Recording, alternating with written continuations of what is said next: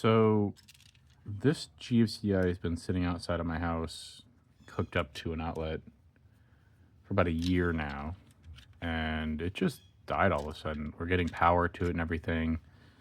I mean, there's this, that's from my hands, but there's no like burn marks on anything that I can tell. Everything looks fine in here. Like it's a little dirty from being outdoors, but it's supposed to be rated for all this, and it just died. So I'm gonna take it apart. I don't really know anything about GFCIs. Like I know what they do, but I've never like taken one apart to see how they actually physically work. I assume it's like pretty much identical to a breaker, but I figured I'd open this up and see what actually might have broken in here. Yeah, basically I can hook power up correctly to the line, hot, neutral, ground, and I'm not getting anything through any of these outlets, even when I hold down any of these switches. There's no lights, nothing. So we're going to try it and see what we can figure out. So, might help if I had the right tool. Right is arbitrary, but a better fitting tool. This is an Eaton GFCI. I've been using them for a while. They're usually pretty good. This is the first one I've had fail on me. We've been at this house for 8 years now almost, and probably closer to 6, and we've never had one of these fail on us here that I know of. The previous GFCIs did fail in this house, and the electrical in this house was a huge problem. We actually had to have the panel completely redone when we put a fence in, and the guys that put in the fence in, they actually drilled through a power line, and so they had to run new power to the house. But when that happened, they didn't like that the original panel was actually in a bathroom, so we had to get the panel moved to the side of the house. And you know, in that process, we found out just how bad the electrical was. And it was kind of a shit show. Oh, that's interesting. Not sure what you can see of that, but that is, I don't know if that's burnt or corroded. It kind of looks like corrosion with the green in there. But that looks like it's just that's just the indicators for the little tubes for the light, act like fiber optic essentially. And that is destroyed.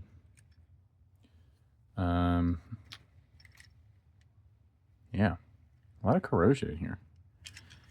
And if I'm not mistaken, this should have been suitable for damp locations. This was an outdoor outlet as part of like a whole kit that we got for that outlet.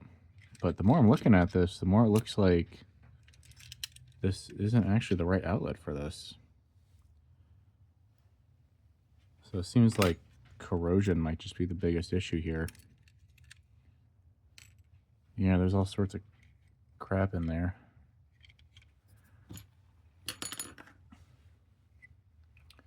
You can see it's all corroded in there. This is definitely corrosion. So it doesn't look like it's a burn, at least as far as I can tell. It just looks like this outlet wasn't really meant to be outside, regardless of what that kit said. It was like one of those kits that came with the box, the outlet, the cover, all that stuff. So maybe they were just hoping that because it was in that box that it would be safe from the moisture and the corrosion, but apparently not. Now, to be fair, this was sold as a kit from a local hardware store. This wasn't like a big box like Home Depot thing. It was just a down the road thing, and they were set up in their own little packaging. So it's possible that they just didn't really know or care how that's supposed to work out. It is interesting though that this just completely failed like this, and maybe it's not. Maybe it's just meant to fail outright like that instead of causing like arcing issues and stuff. It just, that would be the smart thing to do. I don't know how you design it like that though. These are the contacts for the neutral. It's interesting that the hot side is the only one that got beat up, although I guess if I had to guess, it was sitting, you know, sideways in the outlet box.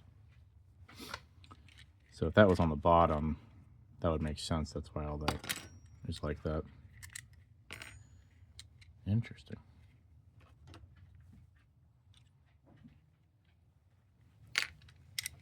Now I just want to see what's inside of here. Do I need to take these out?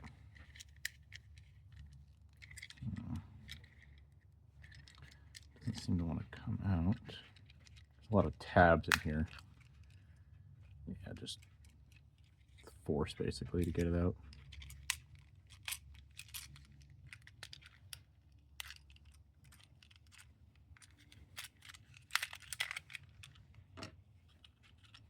Oh yeah. So this is essentially just the same thing as a breaker for a house, as far as I can tell. I mean, I'm no electrical engineer, but you know, this is the coil that, as it heats up, would pull the contacts apart, and that would disconnect the electricity. And yeah, oh wow, yeah, you can see exactly how bad that corrosion got if you focus. Yeah, I could definitely see how that would be affecting how well this works. Wow. Yeah, it's a pretty simple setup, I guess, all things considered. It's compact for sure, but it's, you know, basically a breaker as far as I can tell. Now, I'm sure there's some nuances, some differences there that I can't tell, that I'm just not really qualified to talk about, but as far as functionality, it looks pretty similar to a breaker. But if I'm wrong, please tell me. I guess I can't be bothered to look it up for whatever reason. Interesting. Yeah, I'm guessing that's where the lights would be coming from too. So even if the lights were working, they're so, I mean, you can see, you see green and white here, and this is just black and gross. And this is the LED, this is the side where those LED lights went through, because, you know, it just uses the light tubes. You could see why it just wouldn't work, even if it wouldn't show as working, even if it was working at this point. So yeah, you can see the LEDs in there, right there. I do wonder what that is. Probably just part of the coil, I guess. Although that's the main coil as far as I can tell. At this point, we're just destroying this to see how it works.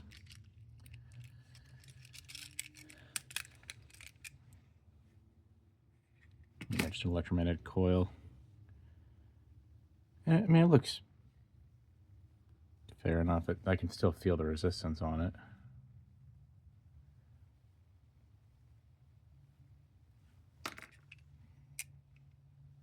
I just ripped out the wires there.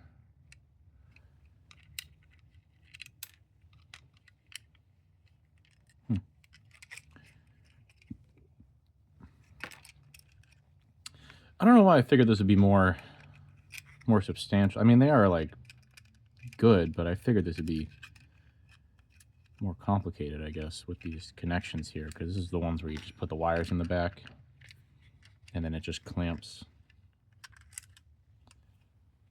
down on that when you screw that, and it pulls that tight. At least on this model. I'm fairly confident I've seen a few of these, and this is Eaton again, but I'm fairly confident I've seen a few of these that the that system is a little different. The clamping system is a little different. Yeah, so like on these, on this side, for whatever reason, they're actually captured in there, but these have just a U shape that slides out. I wonder if I can force it out. Yeah, I didn't think so. Not with this little dinky thing. But I can start wrenching on it.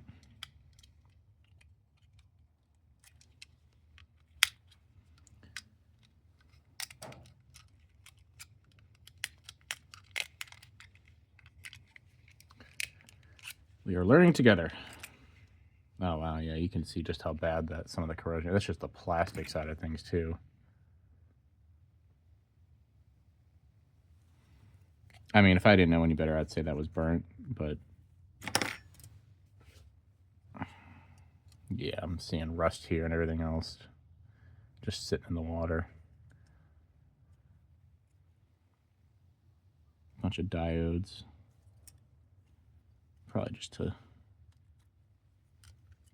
help with the coil actuation.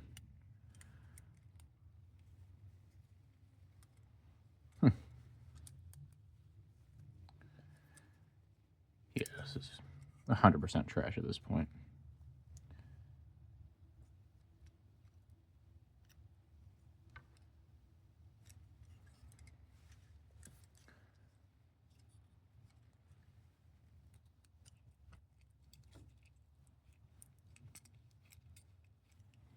Soldered on.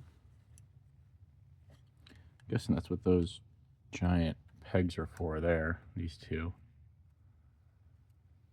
Probably soldering onto the bottom of whatever this magical piece of plastic is. Oh, you know what? It looks, just looking on the side there, that looks an awful lot like an electromagnet of some sort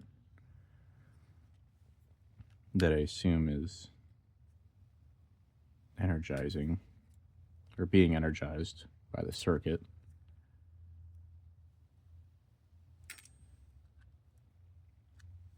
Probably works in tandem with this solenoid and can cut power when it reaches a certain temperature. Or maybe it's probably, just for safety, it's probably always off and it's energized. And then once it reaches a certain temperature, once power is cut, that releases the mechanism so that it does cut power entirely to all of this. Yeah, and you can see it, the main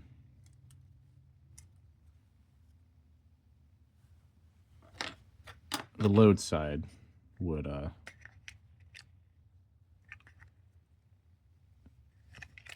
determine that.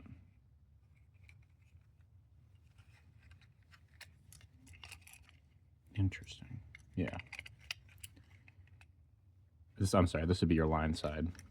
This would be coming in, energizing everything, and then anything from here would be your terminals that you plug into. And then anything past that too would also be protected by this GFCI. And again, I don't know anything about this. I'm literally just taking it apart to figure it out as I go. So I'm sure I'm wrong about 80% of this or so, but definitely interesting. At least kind of cool to get hands-on or eyes on the actual mechanism. And I will definitely in the future be making sure that whatever GFCI I put in is 100% rated for outdoor use, or at least in wet environments. Because the more I'm looking at this definitely doesn't have anything about being water resistant or anything. Usually it'd have that WR on it, and I'm not seeing that anywhere. So I mean, I doubt I could take this back at this point to that local shop, but I might if I see them there, I think I will at least say something about how these aren't rated for that, and within a year it expired essentially. So yeah, that's all I have.